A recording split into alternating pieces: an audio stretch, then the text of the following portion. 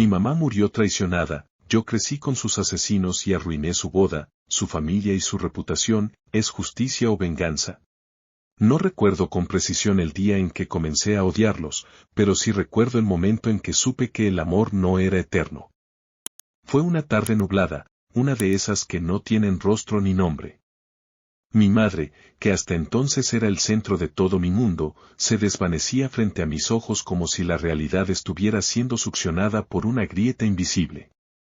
Tenía 10 años y la vida me enseñó que el dolor no espera. Aquel día, mi madre descubrió que tenía un tumor cerebral. Y como si el universo necesitara añadir un clavo más al ataúd, también descubrió que mi padre, su compañero de vida, la traicionaba con su mejor amiga, Ailey. El rostro de mamá no mostró sorpresa, solo un agotamiento profundo, como si ya lo supiera desde hacía tiempo pero no hubiese tenido la fuerza de enfrentarlo. 5 semanas y 2 días después, se fue. Y con ella, también se fue una parte de mí. Lo que siguió fue una coreografía grotesca, mi padre y Ailey mudándose juntos como si fueran los protagonistas de una telenovela mal escrita, pretendiendo formar una familia sobre los restos humeantes de la que ellos mismos destruyeron. Yo no quería ser parte de eso. Ni mi hermana. Tenía 8 años ella, pero ya entendía que algo estaba roto en esa casa que querían llamar hogar. No fuimos niños fáciles. Yo no lo permití. Les gritaba, les llamaba por los nombres que merecían y me encargaba de que todos en nuestro entorno supieran lo que habían hecho. Amigos, vecinos, desconocidos en reuniones escolares, no importaba. Me convertí en el eco de la verdad que ellos querían silenciar. No era rabia lo que me movía, era justicia. Interrumpí su boda. No una, ni 2 veces. Varias. Si intentaban firmar la paz, yo me encargaba de recordarles la guerra. Fueron a terapia. Nos obligaron a todos. Yo iba, pero no hablaba. Observaba. Me sentaba allí como un espía, acumulando palabras, gestos, silencios. Ellos pensaban que yo era un adolescente rebelde, herido, incapaz de soltar el pasado. No sabían que lo que hacía era construir mi relato. Una historia que un día contaría con cada detalle, con cada cicatriz. Los años pasaron. Ellos tuvieron 2 hijos más, y me negué a aceptar que compartíamos la sangre de mi padre. No los odiaba, pero me sentía distante, como si vinieran de otra dimensión. Eran el símbolo del reemplazo. De lo que mi madre nunca pudo tener. Ailey intentaba. Oh, sí. En sus buenos días intentaba acercarse. Pero cada vez que lo hacía, yo le recordaba que ella era la sombra que se posó sobre mi madre mientras ella agonizaba. Se lo decía en voz alta, frente a quien estuviera. En cenas, en eventos, en momentos supuestamente felices. Su sonrisa se descomponía y entonces me miraba con ese rastro de culpa que yo disfrutaba provocar. Era lo mínimo que podía hacer. Convertirme en su castigo viviente. Una noche, mientras limpiaba mi habitación, encontré una vieja caja de mamá. Cartas, fotos, una libreta de notas. La había guardado mi abuelo materno, el único adulto que jamás me falló. Había algo en esa caja, una energía que me susurraba. Leí su libreta durante horas. En ella, mamá escribía sobre sus dudas, sobre cómo sentía que Ailey se le acercaba demasiado a papá. Había intuiciones, lágrimas secas entre líneas, un amor que se desvanecía con lentitud. Fue entonces cuando decidí que mi venganza no sería un grito, sino una construcción. Comencé con el apellido. Empecé a firmar con el de mi madre. En los documentos escolares, en los formularios, en mis redes sociales. Mi padre se enfureció. Me dijo que estaba borrando su legado. Le respondí que él ya lo había hecho al meterse con la mejor amiga de su esposa moribunda. No volvió a hablar del tema. Con Ailey fui más paciente. Esperé su punto débil. Llegó cuando su tía murió. Estaba rota, emocionalmente expuesta. Me pidió ayuda con la casa, con los niños. Me negué. Le dije que no era su hijo y que jamás lo sería. Su rostro colapsó, y ahí, justo ahí, sembré la semilla.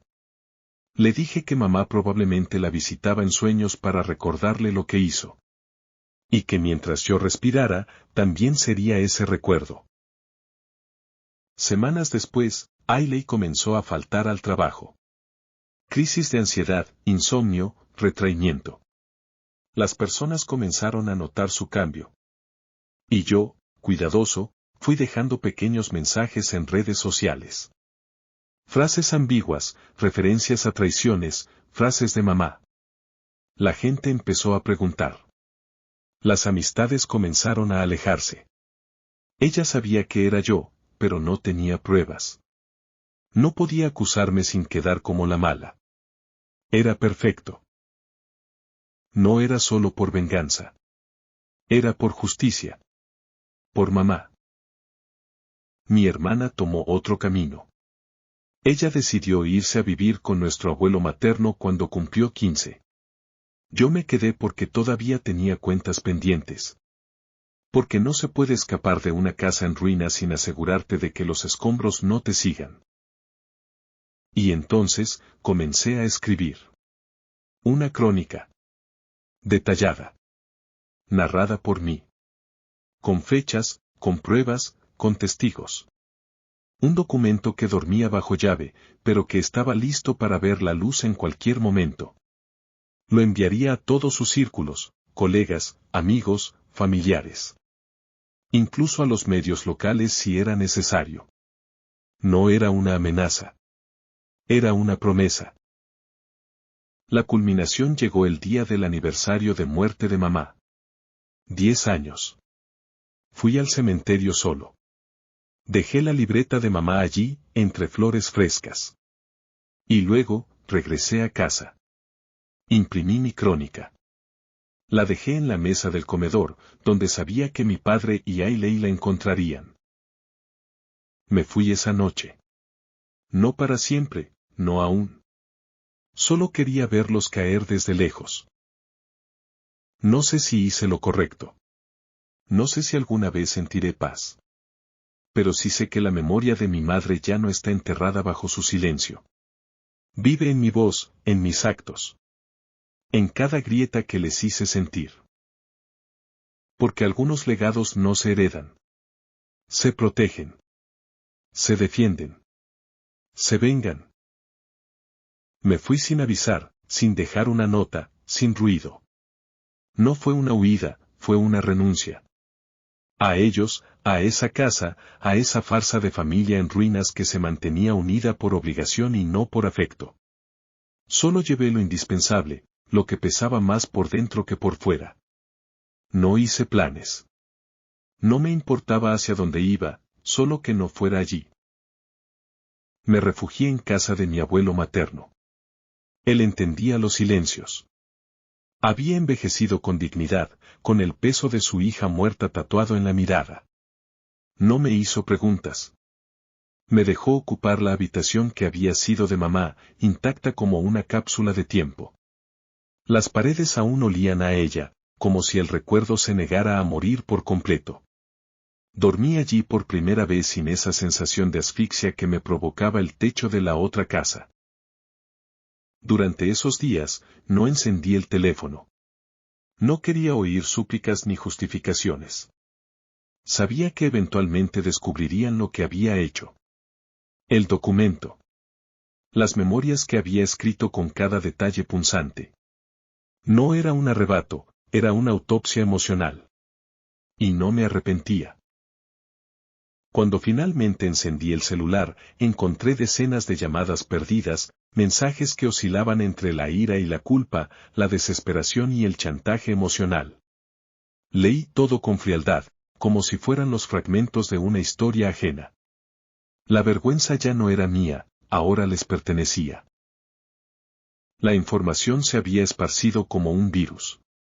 Primero entre conocidos, luego entre gente que no recordaba, y finalmente en redes. Las sonrisas fingidas de papá y Ailey en las fotos familiares ahora eran objeto de escarnio. La caída fue lenta, pero constante. Él perdió su empleo en una organización donde la reputación era parte del uniforme. Ella dejó de aparecer en reuniones sociales, en supermercados, en cualquier lugar donde las miradas pudieran desmenuzarla. Ya no eran los traidores secretos. Ahora eran los protagonistas de una historia despreciable. Mi hermana permaneció en silencio. Había algo distinto en su forma de mirarme. No era odio ni gratitud, solo una comprensión muda. Tal vez admiraba mi capacidad de decir lo que ella solo podía gritar por dentro. Tal vez temía que su mundo también se desmoronara si caminaba en mi dirección. Aún así, no se apartó. Durante ese tiempo, encontré una vieja libreta. Estaba llena de dibujos que había hecho cuando era niño. Mamá en el jardín, papá en la cocina, Ailey como una figura lejana. En ese momento, me vi como un extraño.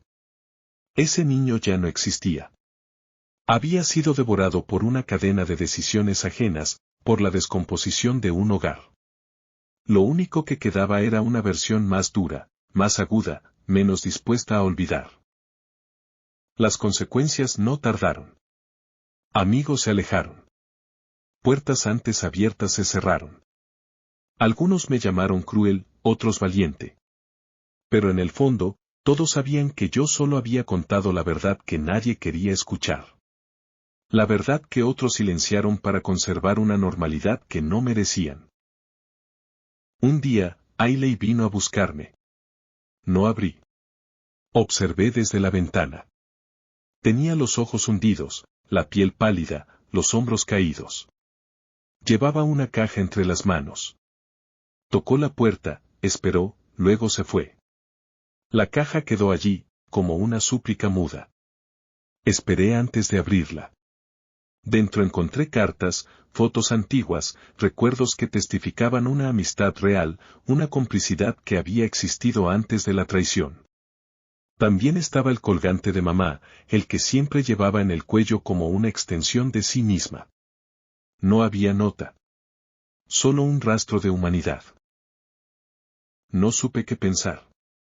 Aquello no borraba lo hecho, pero mostraba una fisura, una grieta en su armadura. Quizá ella también se sentía perseguida por el recuerdo de mi madre. No lo supe. No me importó saberlo. Volví a esa casa una última vez. No como hijo. No como hermano. Como alguien que cerraba un ciclo. Entregué el colgante sin palabras. Dejé claro que lo que destruyeron no podía ser reconstruido, pero también que no necesitaba seguir cargando con sus culpas. No busqué perdón. No ofrecí paz. Solo dejé mi última señal, como un epitafio en vida. Después de eso, legalicé el cambio de apellido. El de mamá. Fue un acto simbólico, pero también definitivo. No les pertenecía. Nunca más. Comencé a enfocarme en mí. En estudiar, en alejarme. Me convertí en una sombra para ellos, pero una luz para mí mismo. Me alejé de la necesidad de vengarme porque ya había ganado. No porque los destruyera, sino porque sobreviví a ellos sin convertirme por completo en lo que odiaba. Todavía hay noches en que escucho la risa de mamá en sueños. Todavía hay días en los que el olor del café me lleva de nuevo a esa cocina en la que ella solía cantar. Pero ya no duele como antes. Es un eco, no una herida. No sé si algún día perdone. No creo que importe.